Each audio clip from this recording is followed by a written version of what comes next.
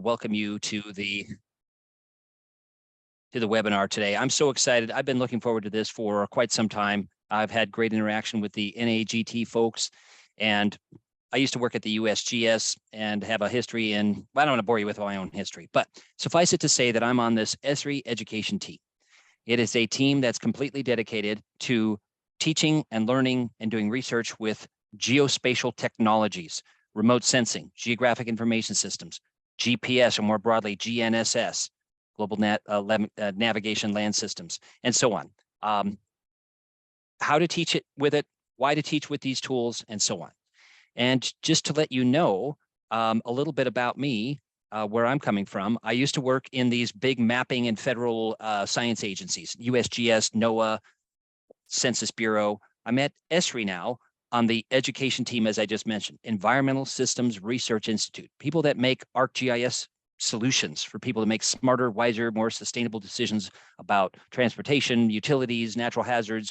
And in education, it has lots of utility, as we'll talk about. I also, like many of you, love teaching, so I teach as an adjunct in many different colleges and universities. And I also have a background in nonprofits, so I was president of the National Council for Geographic Education for a while. So love the community here, and I'm so glad that we're connected.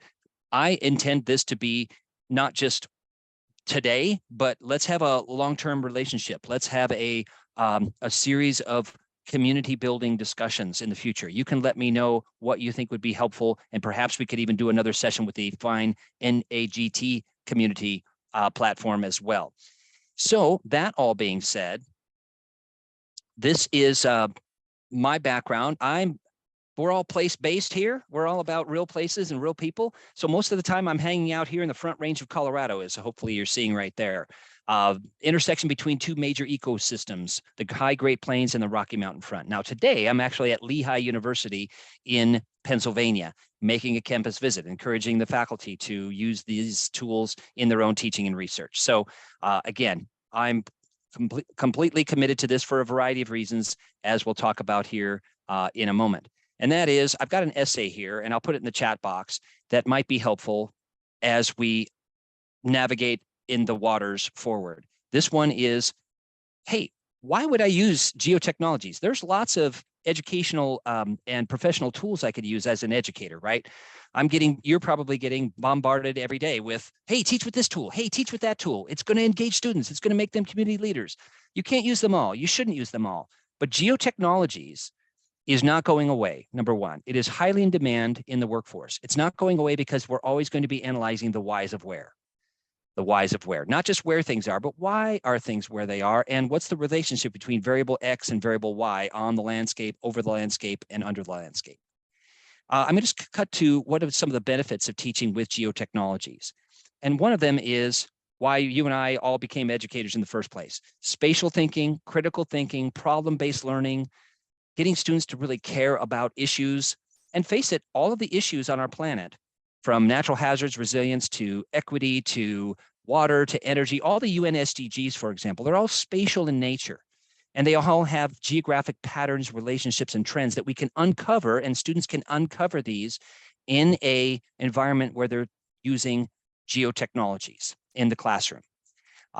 Becoming familiar with different kinds of working with different data. Today, we're going to be focused on this number 7 here, field work, and how to gather data in the field, map it, analyze it, and then produce a web mapping application from it. So in the 4 hours that we have together, just kidding, we don't have 4 hours. Just want to make sure you folks are on your toes.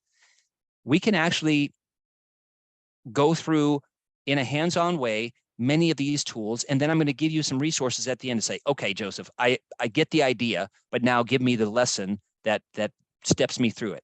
And so the lesson actually for today is this one here, that is connecting surveys, maps, dashboards, and story maps. Now I'm going to give you an example of kind of like a cooking show, what it looks like at the end when you're done with these, connecting 4 different tools in this platform called ArcGIS. So just a word about ArcGIS right now. There are several different GISs out there. The ESRI GIS tools are called ArcGIS. It's sort of like going to McDonald's when everything starts with McSomething. Here, everything starts with ArcGIS. It's our own brand of GIS. For a school, it's free. For a university or a community college, technical college, tribal college, you probably already have this on campus. So you already have access to these tools, or you can get access to these tools for free. So that said, we've got some challenges in our world. We have sustainability as possible, but we've got to think about strategically and thoughtfully how we're going to build that world. And I salute all of you educators, because you're building these students as change agents in society.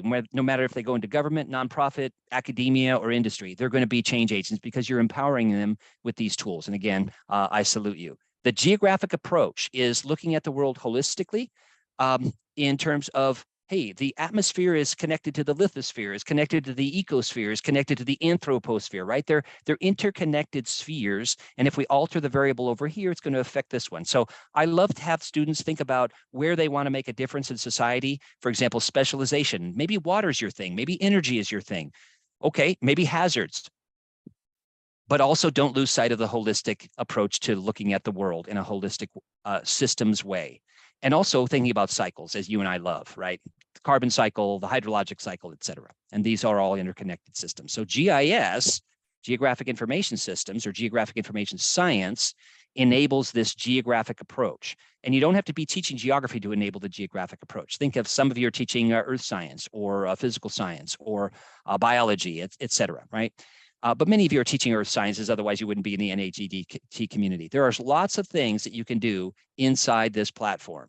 But today we're going to focus on just enabling field data to be collected, mapped, analyzed, and then told as a story. So I'm going to begin with a little bit of a basics of GIS. And that is, okay, I've got, let's say, a web map here of most intense and most fatal earthquakes in recorded history. Okay, so I've got this web map. It's sitting in ArcGIS Online, and I've got a table of data with latitudes and longitudes. And I can say, oh, okay, there looks like there's a pattern there, right? You and I know what the pattern is. I'm interacting with my students using this web map, and I'm going to say, oh, on the left side there, I'm going to change the base map to oceans. Hey, students, why do we care about earthquakes in oceans? Ah, we talked about tsunamis last week, remember? Etc. So a lot of these are actually in the ocean. How far off the coast are they? Well, we've got a measure tool, for example, in this platform. I've just opened this map. It's sitting there inside ArcGIS Online. It's free and open to the public. There's no login required. Look, I'm up the upper right. It says sign in. I'm not even signed in, but look, I've got some tools at my fingertips. For example, I can measure how far this earthquake was off of this coast. Right? I can measure it in miles or kilometers. I can also measure the zones in a perimeter or an area. So I've got some tools at my fingertips as well. Okay, that all being said, there's a G part of GIS, which is a map. The I part of GIS is the table behind the map. So if I look at the table of data behind the map, that's the I part. Think of a spreadsheet. It's a geo-enabled spreadsheet is basically what it is. The most intense earthquakes, I've got 40 rows in the table. I've got 40 of these points that are in red on the map with a bigger symbol for a more intense earthquake. This is probably the 1964 Alaska earthquake. Yes, it is. This is the, you probably guessed, this is the 2004 tsunami causing earthquake off of Indonesia. So I've got a table of data and I can map it. That is, if you understand that, you understand what a geographic information system is. Okay, now how do I map my own data? There's many ways to do that. If I had a spreadsheet that has a latitude longitude set on them, like this spreadsheet does, or a street address, I can map that. As long as I've got some geographic things in the spreadsheet, I can map any data. Now, one easy way to actually map field data is through a field-enabled survey. Now, some of you probably have used iNaturalist or other tools in the past. I have too, like for BioBlitz. I always used iNaturalist. ESRI has a Survey 123 tool. It's just like those other tools, but the advantage of Survey 123, for example, is that it instantly maps the data inside this same platform. So you have a lot of power at your fingertips once you've mapped it. And the reason why I say that is because sometimes people say, hey, Joseph, I've got my data on the map. And I'll say, that's great. And The reason why I say and is because GIS and mapping is only a stepping stone to something greater and more noble. And that is understanding. Understanding is the goal. Understanding, and also in terms of some of the field data that you might collect, it maybe encourages and inspires people to take action about the water quality or about the litter or about the walkable neighborhoods or about the noise or anything else that you're collecting data on, right? You can share these maps in StoryMaps and other web mapping applications, and then other people can say, you know, I care about that too, and let's do something about it. So the end goal is greater understanding, and also in some cases, inspiring people to actually take action, right? We don't want to just have head knowledge about these things. We actually want to inspire people to take action. So that's why I say I don't get on people's cases if they say, Joseph, I've got my data in a map and it's inside the same platform, and that's a great thing. And I can look at intensity and deadliest earthquakes here. And that's an important part of our overall plate tectonics discussion that we've had last week in class, right? But I also want to encourage them to go deeper and do more. Okay, so that all being said, that is the essence of a GIS. And I hope that little review for some of you is helpful. I can say, oh, I want the most intense earthquakes. Okay, well, gosh, I've got some tools at my fingertips. For example, I can say, there's a filter tool. Oh, okay. What do I have there? Just as an example of the power that you have at your fingertips, I can say, oh gosh, what about the magnitude is at least, look, I've got a histogram here. And if I scroll on the histogram, notice what happens to the map. I'm dropping off they're all 8.5s and above. So this is just a subset of all the earthquakes, as you know. It's the most intense one. So I say, oh, I want to look at all the 9s. If I don't want to drag that over to that histogram over, I can just specify 9 and hit enter. And now I've got all the 9s. And they're actually all in, hey, students, where are these all located? What did we talk about yesterday? Oh, we talked about the Ring of Fire, the Pacific Rim. Yeah, all of these except the Indonesian earthquake are all on the Pacific Rim. Okay, so one thing to enhance this map would be to add the plate boundaries, add the volcanoes, add the population density. You see where I'm going with this? So that we can look at, well, where do people live in relationship? Let's say I'm 12 years old. I don't know that there's not that many people in Alaska. And even though it was pretty devastating, there wasn't that much loss of life because the population density is fairly low up there. But I don't know that if I'm 10 years old, right? So I might want to add a layer of density, population density. So you've got that power on the left side here, where you can say, I want to add layers, ecoregions, population density, volcanoes, plate boundaries, fault lines, without even signing in. I've got a lot of power at my fingertips, and so do you. Now, turning our attention to gathering data in the field and mapping it, we're going to be mapping it in the same platform, which is why I wanted to show you this plate tectonics example. And hopefully you're saying, you know, this sounds pretty intriguing. And maybe some of you are saying, yeah, Joseph, used to conduct professional development workshops for teachers, and I attended one of those, and it was all desktop-only geographic information systems. You had to have a big, you know, set of RAM. You had to have a whole lab in your school or your university. You had to have desktop software installed. Oh, I've got to work with the IT people. Oh my gosh, you know, all those challenges. I'm not saying there aren't challenges now, but having this on the web is a huge leap forward. Huge. Right? It's transformed a lot of educators into, you know, I want to do that, but I don't have time I can do that. All I have is a web browser, and I have a set of tablets, or I just have one projector and a screen, and students don't even have computers. That's fine too. I can teach with this with one computer and one projector, as long as I have a halfway decent internet connection. So you've got a lot of no software to install. All data and all software on the web here using this ArcGIS online platform. So I hope that's intriguing and interesting, and just gives you a little sense of, wow, I do have data, I have software tools, and I also have lessons that are tied to this that we could talk about as well. So on the topic for today, which is really gathering, assessing, and so on field data, I want to, like a cooking show, I want to give you a sense of what this could look like at the end. So I have many passions as a geographer, and I know you educators out there have passions too. You care about a lot of different things. One of the things I care about is actually walkable neighborhoods. Okay, now I want you to think about in the next segment, okay, this is about walkability, but what if it was about tree species or noise or water quality or weather or something else? This could be about anything using the same workflow and the same tools. But I'm just going to show you this as one example, okay? What is the walkability of this neighborhood? I took this picture. I took all these pictures so I wouldn't have to worry about asking permissions for the images. They're all my images. So I've got something called a story map. If you look up in the upper left here of the URL, if you can see that far up, I'm going to go to the chat box here and I'm going to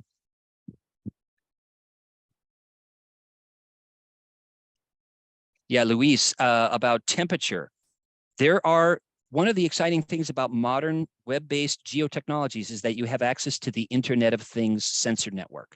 So real-time weather, stream flow from the USGS stream gauging stations and other gauging stations around the world, traffic, current earthquakes, not just the historical earthquakes that we're looking at, current wildfires. You've got a whole Internet of Things access. Many of those Internet of Things sensors, including the human sensor network, are geo-enabled. In other words, you can map them. So yes, you can access current or near current information. In fact, that's what's driving a lot of geotechnologies forward, is that people want to map things now or as near to now as possible, right? Think of the horrible things we've gone through as a society globally over the last several years, right? They want to map the health situation with COVID right now. They want to map current wildfires and current earthquakes, current flood conditions, et cetera.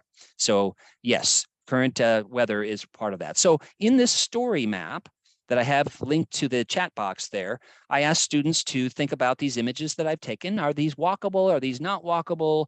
Et cetera. I've also got Abbey Road in there. You probably recognize this one. Not very walkable, actually, because there's a lot of traffic and there's no traffic light. So you have to tell a loved one or a friend, hey, slow down. My friend is walking across and we're taking a photograph. You know, that type of thing while they're waving at the traffic. So my story map explains what is walkability, why do communities care about it, and it presents it in a series of photographs, text, but also in here I have a link to the second piece of this platform called a survey 123. 123 being ask a question, gather data, assess the results. That's the 123 in that name. But here I've got a simple survey and I've dragged and dropped a Likert scale, true, false, multiple choice, etc., into this survey form, just like SurveyMonkey or Google Forms that you've probably used in the past. Okay, now that I've got that, where is it located? That's really germane to our discussion today, right? What is the location of this, in this case, walkable or not walkable neighborhood? Again, that location could be the type of tree, the condition of the tree, and the species of the tree. Interesting. Submit a photograph if you've got it. That's all. These are totally optional, and I just made 5 simple questions. Okay, so inside then my story map, I have a link to my survey. And then, as you probably would suspect, then I've got a map of the survey as it's coming in, as people are filling out that survey. So here I've got it with 2 different symbols. One symbol for the green being, okay, well, someone's out on the Great Plains in Kansas. That's pretty good for pedestrians. Not a whole lot of traffic. There's some bison maybe roaming around. Got to watch out for some rattlesnakes. But the point is, this person deemed it good for pedestrians. Okay, interesting. So I've got it fed to this web map. We talked about the whole live feeds. This map gets a live feed from my survey. As people fill it out, this populates. Same with your survey. Okay, the other thing that I wanted to share is right below the map, I have a dashboard, and I'm going to pop it out into a separate tab so we have more real estate to take a look at it. The dashboard is, I've got a live interactive web map in there. I also have a couple things like the last 3 points submitted to the survey. Oh, look, there's Monument Valley, Arizona. Not very pedestrian friendly. There's no shoulder really, not really good for walking unless you're off trail or off the road onto a trail. 973 points as of this moment have been filled out in the survey, and 8 data points were added last month. I've got some other data there. Pie chart, 3/4 are roughly considered to be pedestrian friendly at this point. 1/4 considered to be, by the people filling it out, which could be your students, not pedestrian friendly. Okay, so I've got 4 different things in here. I've got 4 things inside this story map. And let me just tell you what I've got underneath the dashboard. I have, okay, a call to action. How can you be an advocate for walkable, pedestrian-friendly communities? And then, like you encourage your students, keep learning. Here's some additional books about walkability.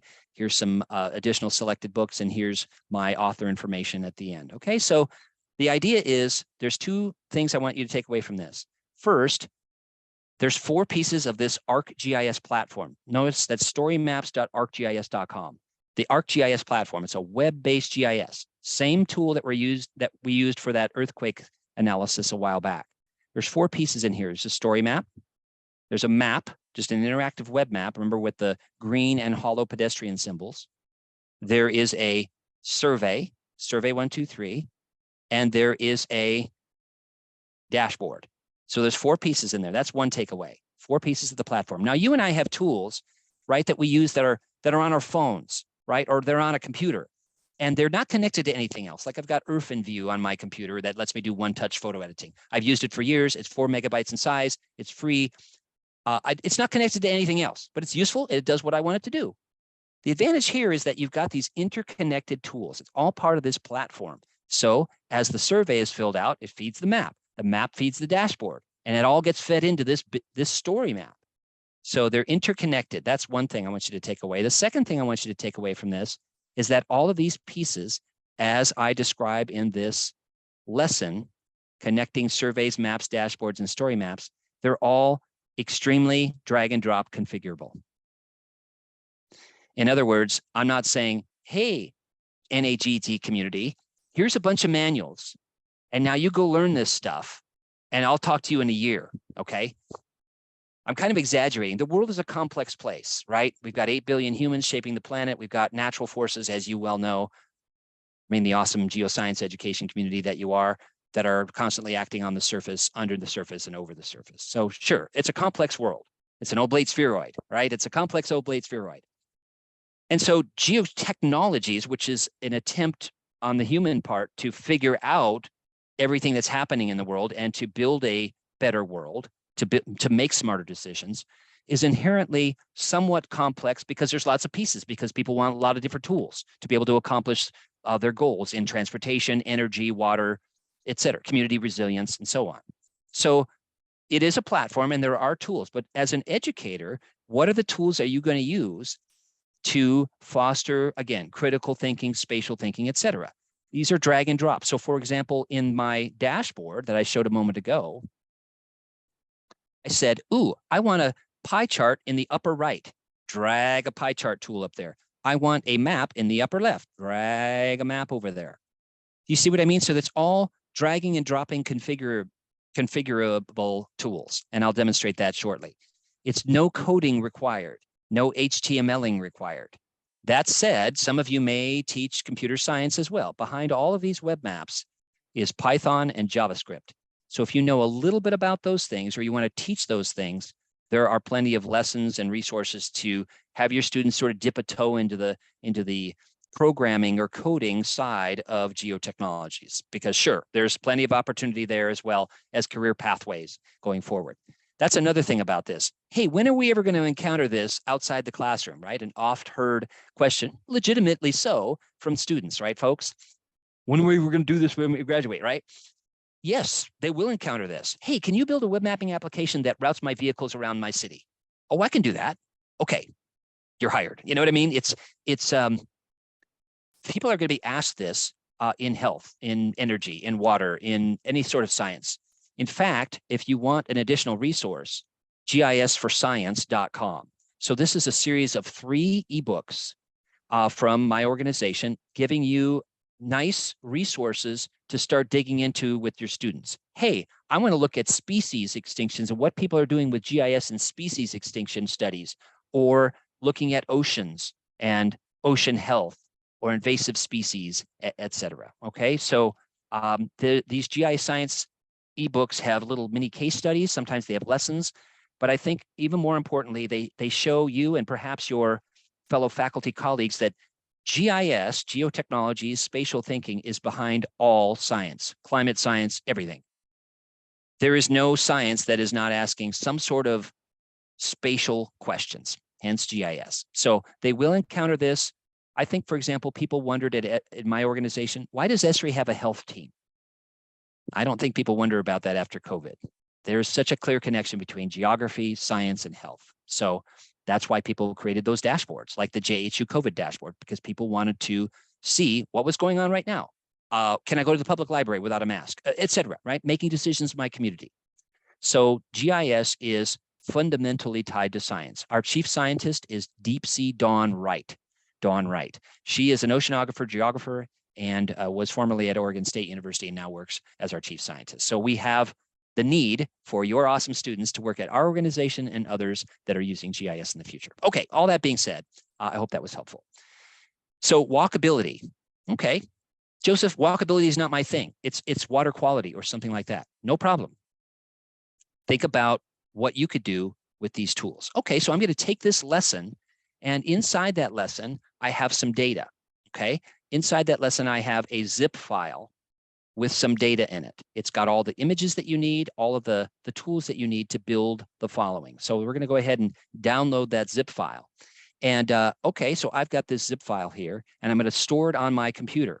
Okay, and I'm going to copy it over to another destination. I'm going to cut it and put it over into another destination, and I'm going to put it, oh gosh, it's Joseph's hard drive. I'm going to put it in this FF output folder, and I'm going to paste it there. Okay, so now I've got it pasted there, and I'm going to unzip this into a folder. Now, why do I do this? Because instructionally, think about the following. If you give students, I've found in these workshops, faculty in the same case, but especially with students, hey, here's this StoryMaps platform, and now we've just investigated tsunamis or invasive species in the local wetland or whatever it is that you're investigating with your students. Now build a story map on that. There's too many rabbit holes and bunny trails if at a mixing rodent or hare mammals, mixing metaphors. Anyway, the point is, if you give them this lesson, for example, everybody has a common success with a data set. It's all the same data, but at least they have one success. And then after that, after they understand how to use these tools, then it's, oh, okay, my project is about tree species, or my project is about water quality, and I can use these tools that way. In other words, instead of starting them with their own project, start them with this one project and make it successful and build. You got to be this tall to ride on the roller coaster. Everybody's at this level now. Now you can branch out. Hopefully that makes sense. I'm even wearing my Kids Save the World Through Geosciences tie. Look at this. I've got the kids around the globe here just for you folks. Oh, that's pretty geeky. All right, let's get back to work here. All right, folks, hopefully you're not emailing Ashley saying, Ashley, this is the most boring, horrible workshop ever. Hopefully you're saying, you know, this actually sounds pretty intriguing. So inside that zip file, I have the actual lesson that I'm going to open up right here. And hopefully you're seeing this little Word file that I've got where we're going to create a field survey.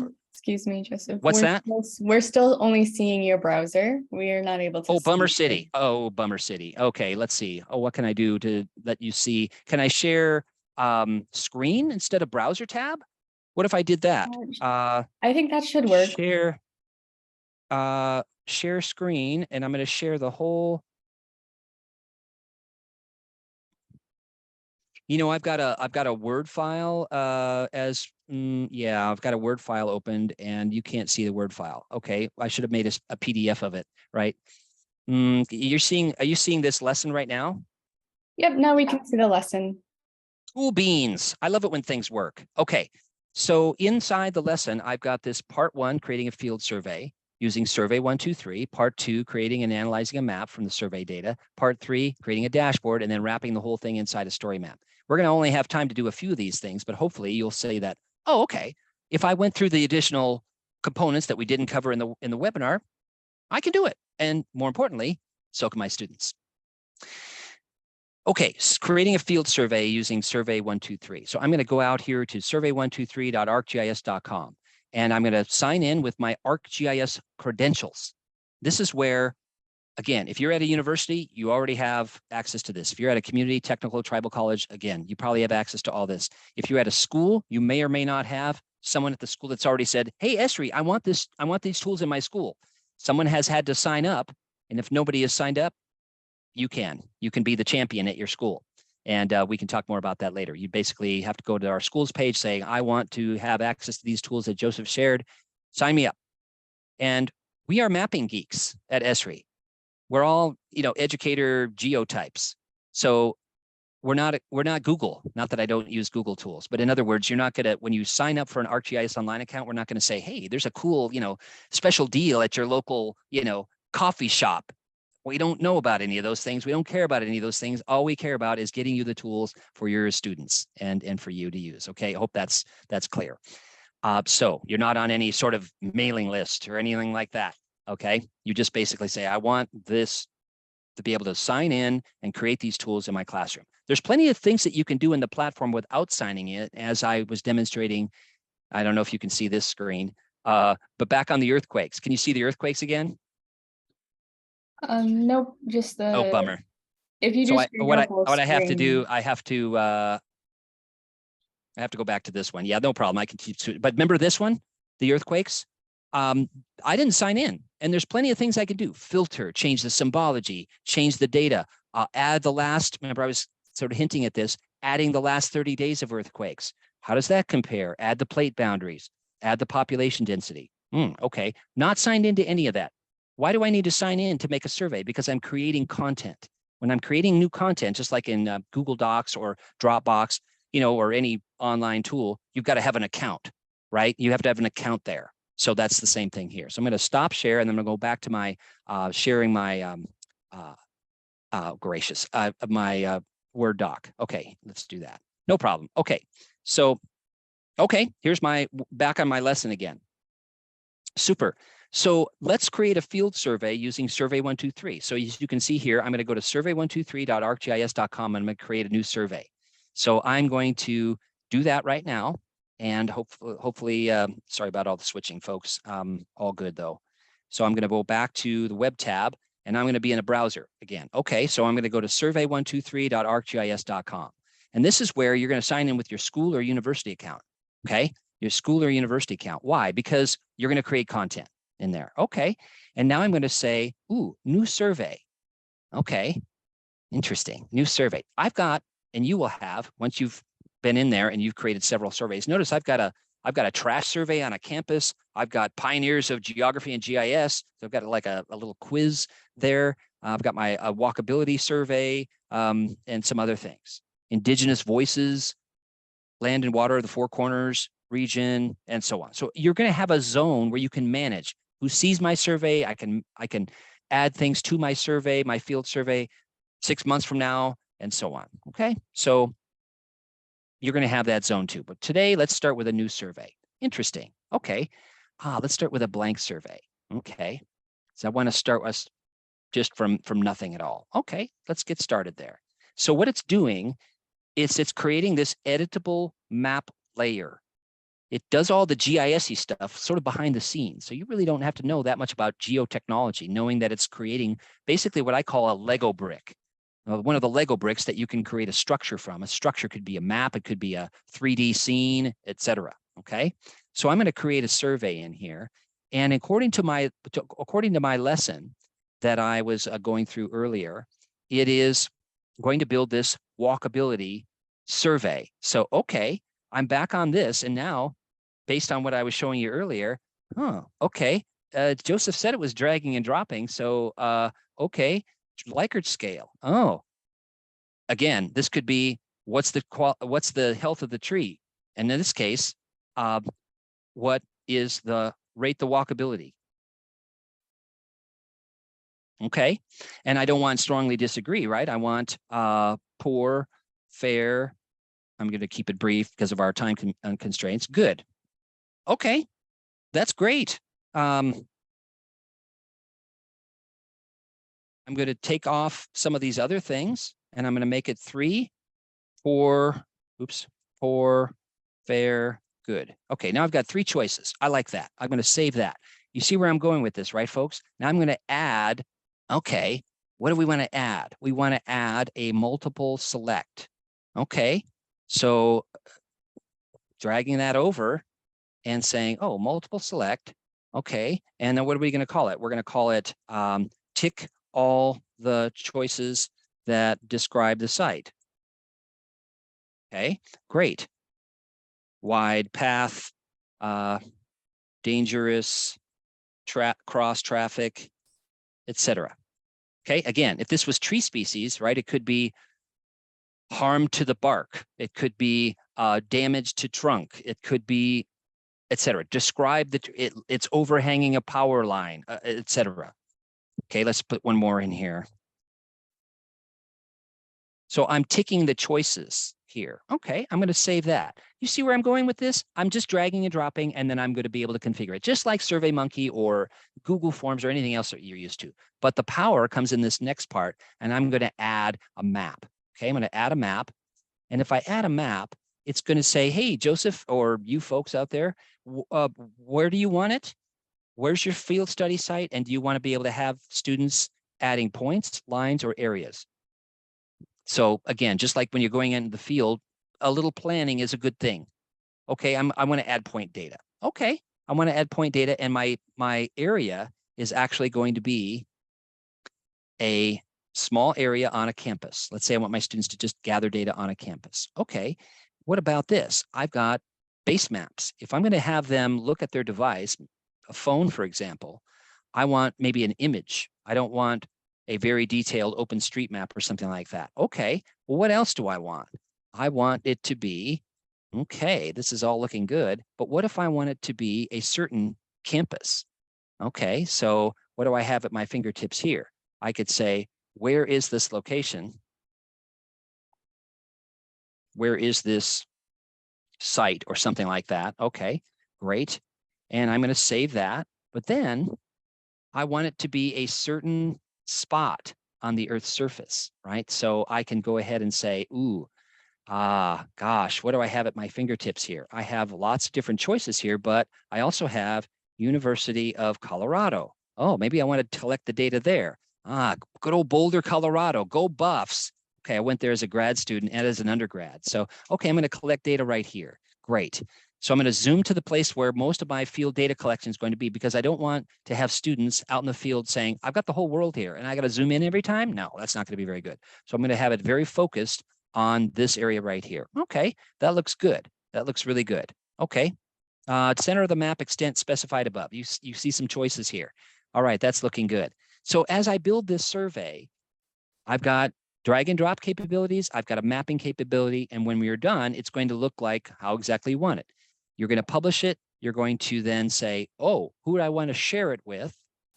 And that's another thing that we could have a discussion about. Most of the time in education, you're collecting data and you're actually just sharing it with your organizational login people. In other words, your people at your school, your after-school club, your community technical tribal college, or your university. You're not really sharing it with the planet. You could, and some educators do that because they want community input, but most of the time, especially in K-12, you're just going to share it with the school. You're just going to share it with the people that have access. Another nice thing about this, though, is that with Survey 123, your end users, i.e. your students, they don't have to have any tool on their phone to do this. They don't have to have any app, and they also don't have to sign in. There's a capability up there where you can say, I want to share it only with a URL, and nobody else is going to know about that URL except for your students. So you're going to be able to, if I publish this, if I had time, we would see that, okay, like the Survey 123 that I created here, it's going to be just like the one I showed you earlier.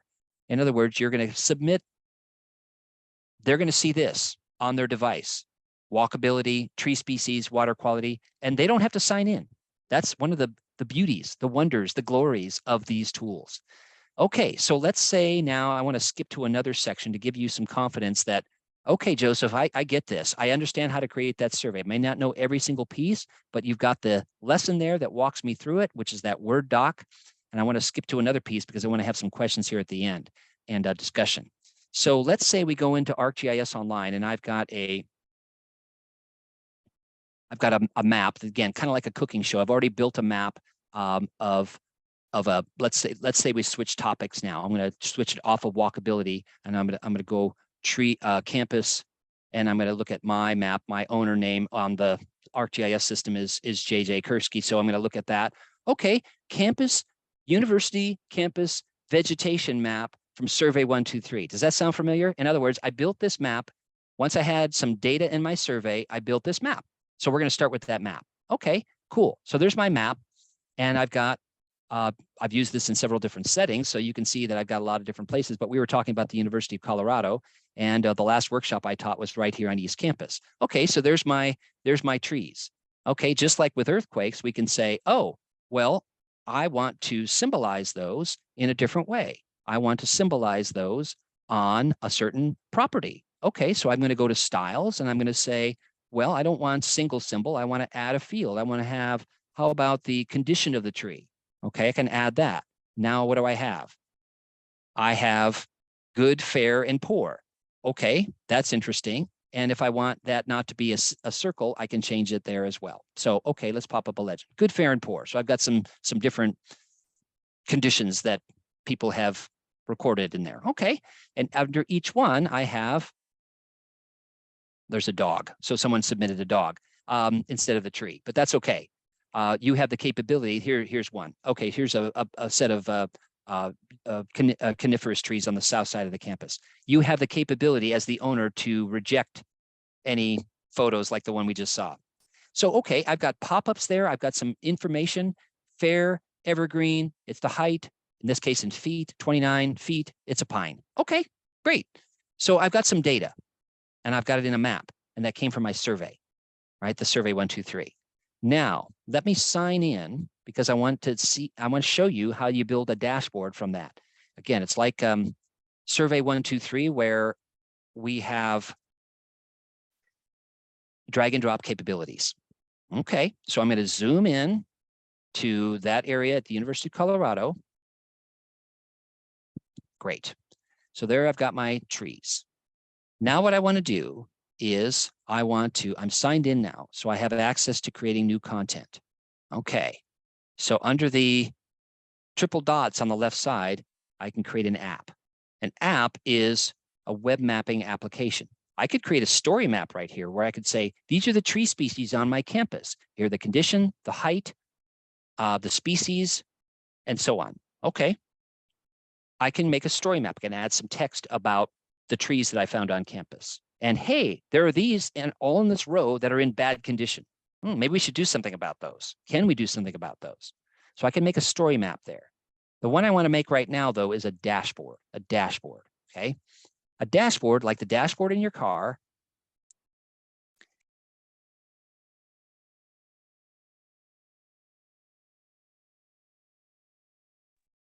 There we go. Hi, folks.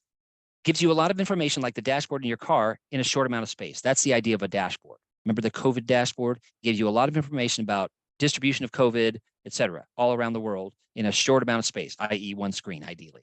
So here's my NAGT survey dashboard.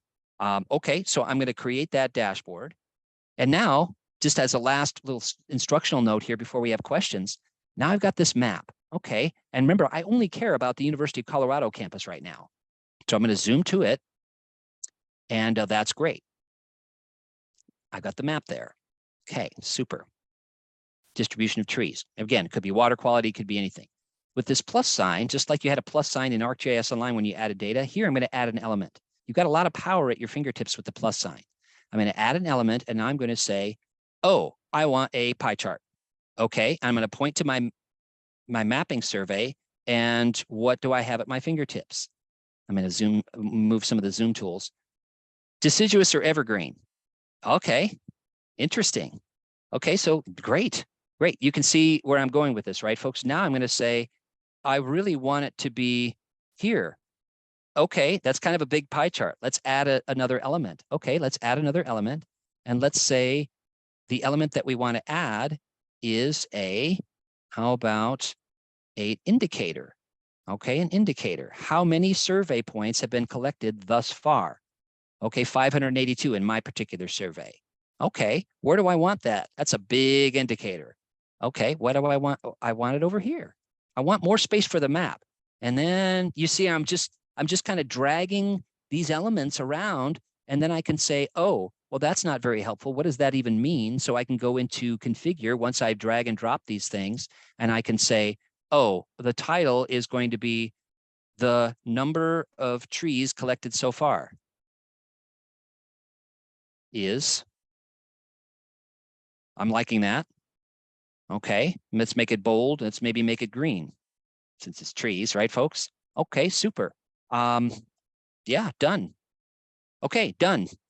So you see that if we had 10 more minutes or so with this, we could add some more. More is not always better. Dashboards, make them make them short amount of elements. The students could add 20 elements in here, but is that going to be clear? Remember, the objective is to help people understand what's going on, whether it's, again, weather, noise, water quality, et cetera. So by configuring it this way, keeping it pretty simple, but powerful, really powerful. And then, of course, this updates as your survey feeds the map and the indicator, the graph, anything you've got updates automatically. Hope that makes sense. So these are all tied to, again, this single platform, and it's all, in this case, getting fed from your survey.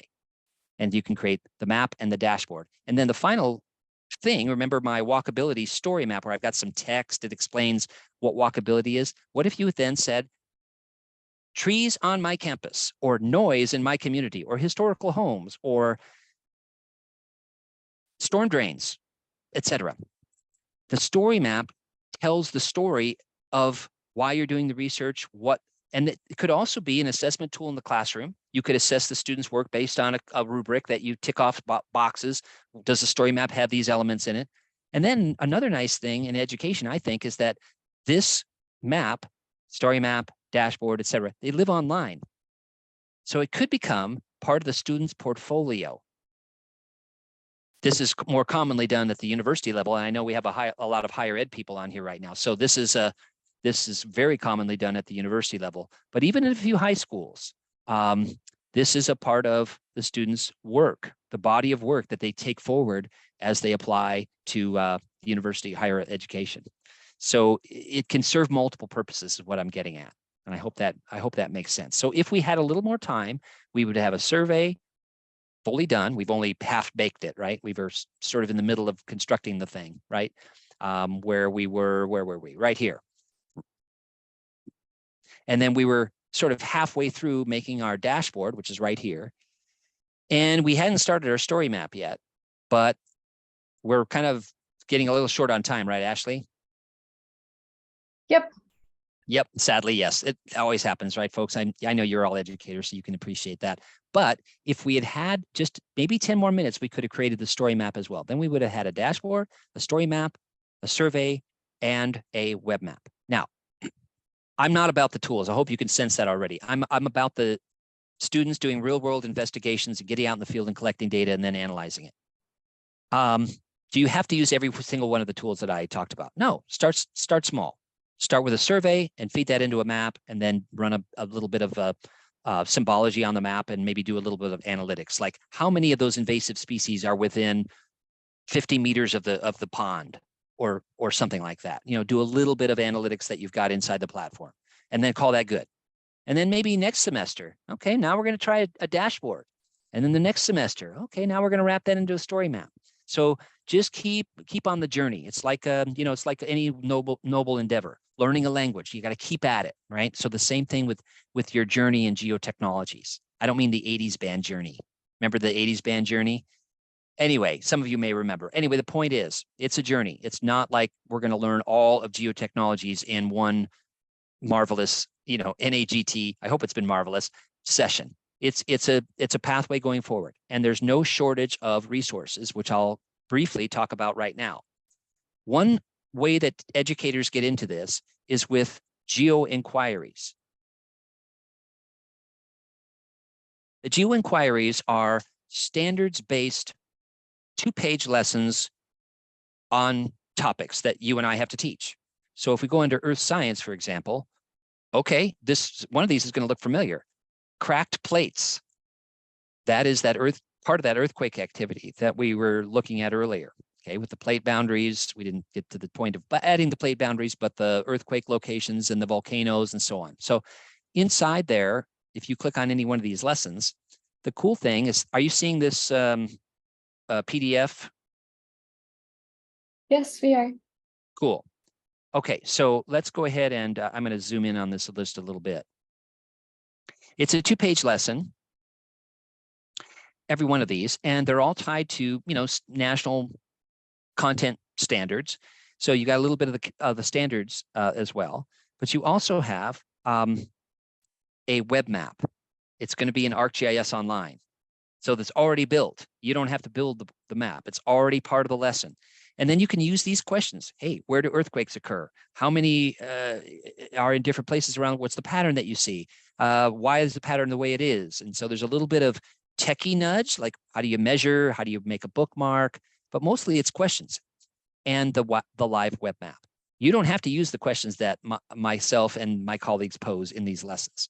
You can say, I like the map. I'm going to use my own questions. Thank you very much. You know, you don't have to use our questions. They're just idea planting things. So if I open that link for the cracked plates lesson, it's going to look very similar to what we were looking at earlier. In other words, this is the map with the layers in it that corresponds to the lesson. So you've got the plate boundaries in here and so on, and also absolute plate motions and much more at your fingertips. So does that make sense? Some educators start with those lessons, those geo inquiries, because they're tied to these already built but interactive and powerful. You got the same tools we looked at earlier, filtering, changing symbology, et cetera, that we were looked at earlier, but they're already pre-made. So a lot of educators start there.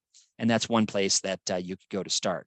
Another place, of course, is the germane to our point of discussion earlier, this lesson that I've got that I put in the chat box of, here it is,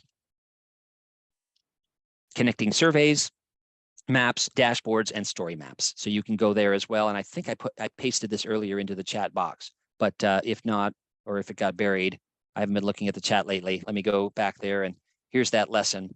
You can also start here. So yes, Jackie, I have a lesson actually on using our Mars 3D viewer and measuring, hey, how big is Olympus Mons compared to Texas?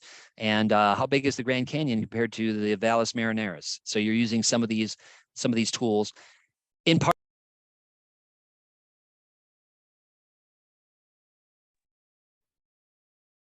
We had to have these mapping tools to figure out where the Perseverance lander was going to map. So there was a science reason to have a GIS on Mars, but my lesson on doing what I just described earlier uses that same 3D Mars set of web maps to teach with. So yes, good point, Jackie. Awesome. Sarah, do all the 4 components freely accessible? So Sarah, are you in a school or a university? I guess it doesn't really matter for the point of the discussion, but just curious. Schools, free, but you do need to have, someone needs to have creation rights in ArcGIS Online. It's usually the teacher, but oftentimes teachers give that permission to the students. So students can actually create surveys as well. So you need to have a free ArcGIS Online account so that you can create, because at some point you're going to want to create your own maps. You can use those geo inquiries like I was talking about, for years to come. But hopefully you're intrigued enough to say, you know what? I really want to have my own data mapped. I want to have my own storm drains mapped and my own wetlands and my own stuff that I care about and I want my students to care about in the community. So yes, if you're at a university, chances are, like I said earlier, there's 99% likelihood that your university already has this whole platform as well, and all you need to do is get a login, a sign in to that. Some universities have single sign-on. A few high schools do, but most of the universities have single sign-on. So when you sign on to the university, Microsoft 365 or anything else that you're doing on campus, you already automatically have access to ArcGIS as well. So that's a nice thing for many universities. In fact, Lehigh University, where I am today in Pennsylvania, they have single sign-on. So that's another thing to think about. But yes. Okay, folks, I'm very sensitive to your time, and I appreciate the attention, and I mostly appreciate you folks being the awesome geoscience educators that you are. We desperately need you in society. Thank you for doing what you're doing. And I'd love to keep in dialogue with you about, hey, Joseph, can I do this? Or how do I do what you talked about today? So there's Ashley Ashley's probably giving me the signal that, hey, Joseph, you got so much geo hot air, but hopefully the passion shines through a little bit that these are powerful tools and they're going to encounter them in the workplace, and they get at doing real science. That's what I love about this. The students are actually investigating, and you're asking questions about, I don't know, let's look over here. Let's look at this variable. Let's look at this region. I don't know. I've never done that before. Okay, let's try it. It's that kind of immersive sort of investigation is what it is. That's wonderful. Thank you so much, Joseph.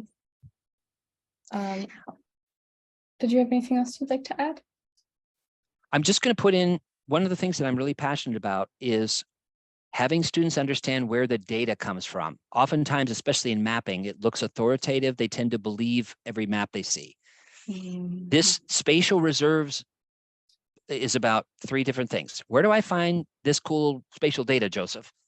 How do I know if it's any good? Can I trust it? And then societal issues around spatial data, location privacy, copyright, ethics. There's a lot of power at your fingertips.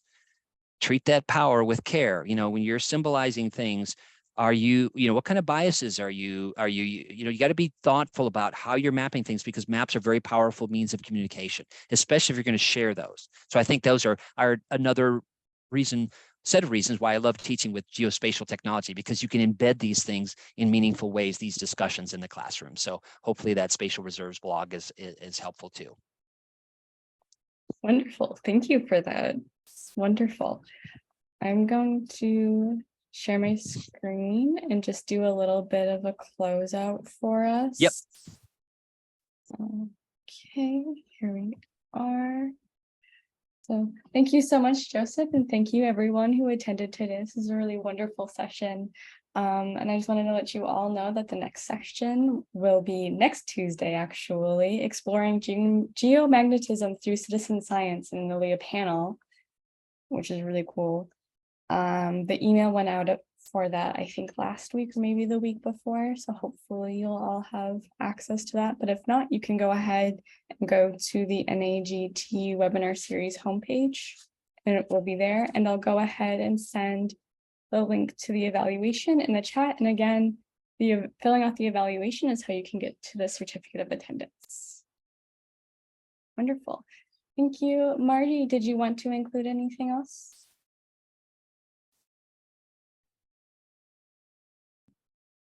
No, I think that's great. Thank you so much. It's a good end to the afternoon in the East Coast, so that sounds perfect.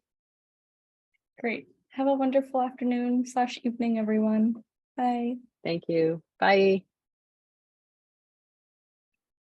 Thanks for your support, folks. Much appreciated.